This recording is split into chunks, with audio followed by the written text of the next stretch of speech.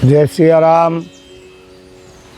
આજથી આપણે એકાંતિકા ચાલુ કરીએ છીએ, જેનું નામ છે માનસની અટારીએથી। ઈચ્છા છે સાપ્તાહિક દર સપ્તાહે એક ટોપિક ઉપર કંઈક વિચારવું, બોલવું। એમાં આજનો પહેલો દિવસ ઈશ્વર છે એ અવર્ણનીય છે, અવિગત છે, અકથનીય છે।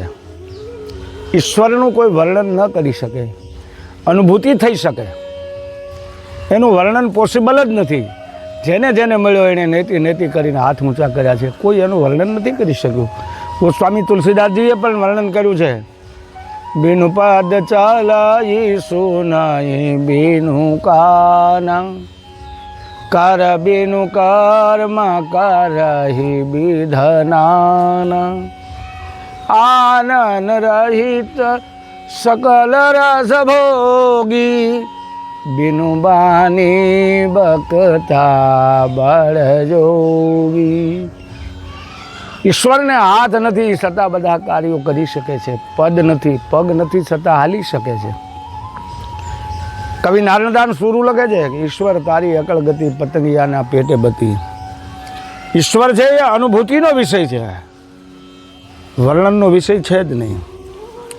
જેને જેને મળ્યો છે ને ઈશ્વર, એની વિગત નથી આપી, અને કેવળ આપણને એની કક્ષા હોય, એની કેપેસિટી હોય, એની લાયકાત હોય તો આપણને અનુભવ કરાવી શકે। ગુંગે કેરી શર્કરા ખાકે મુસ્કાઈ, ભૂંગો માણસ હોય ને તમે કેસર કેરી ખવડાવીને પછી એમ કહો કે આનું વર્ણન કર, તો એ ખાલી હસી શકે છે। એમ ઈશ્વરની જેને જેને અનુભૂતિ થઈ છે એ ખાલી હસે છે।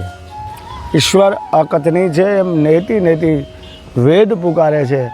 મહાપુરુષો જેને જેને અનુભવ થયો એણે બધાએ લખ્યું છે કે ઈશ્વરની ગતિ એ જાણવી, ઈશ્વરનું સ્વરૂપ જાણવું એ આખી અલગ બાબત। ભગત બાપુ કવિ દુલા કાગ લખે, કળાયા પરંપાર એજી એમાં પહોંચે નહીં વિચાર, એવી તારી કળાયા પરંપારજી, એવી તારી કળાયા પરંપારજી। ઈશ્વરની ગતિને કોઈ જાણી નથી શક્યું બાપ। खुदा है खरादी अकल उसमें जादी, वो आदि अनादि करता कहाया, क्या कान नासा सस्म का तमाशा, जीव का खुलासा बेकल में बढ़ाया, मुरादम कहे मैंने सही करके देखा, खुदा की खुदी का पार नहीं पावा। ઈશ્વરની અનુભૂતિ જ થઈ શકે, વર્ણન ન થઈ શકે એવું તમામ મહાપુરુષો, વેદ, ઉપનિષદ। અને તમે ખાલી કલ્પના કરો કે આ બ્રહ્માંડનું સર્જન કર્યું, આ વિશ્વનું જે નિયમન કરે છે એ શક્તિ કેવી છે, આ પરમાત્માનું તત્વ કેવું છે। જગચાપ ફેરણ હારવે કુંભાર બેઠો ક્યાં હશે, પૃથ્વી તણો પીંડો કર્યો રજલાવતો ક્યાંથી હશે, આકાશ ઘડનારના ઘરને ઘર કરણે ઘડ્યા હશે, અવકાશની માતા તણા કોઠા કહો કેવા હશે। એ જાણવા જોવા તણી બુદ્ધિ સદા ઝંકી રહી, બ્રહ્માંડમાં ભટકી અને અંતે મતી અટકી રહી। કલ્પના જ્યાં અટકી જાય ત્યાંથી ઈશ્વરની શરૂઆત થાય છે। આપણી બુદ્ધિ જ્યાં પૂરી થાય, આપણી કલ્પનાઓ, આ જીવની આદત છે કલ્પનામાં રાશા કરવું। ઈશ્વરની કરામતને જો આપણે ન સમજી શક્યા હોય તો ઈશ્વરને કેમ સમજી શકીએ।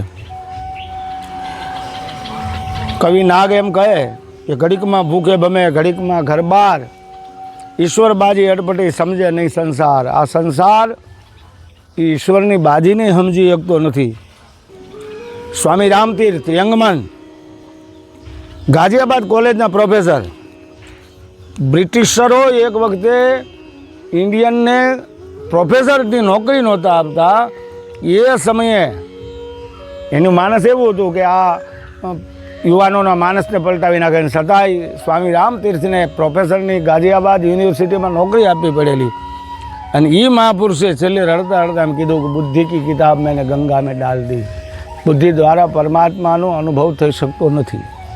બુદ્ધિને એક બાજુ મૂકી દો, બુદ્ધિ દલીલો કરશે, તર્ક કરશે, અને આ બુદ્ધિનો વિષય જ નથી।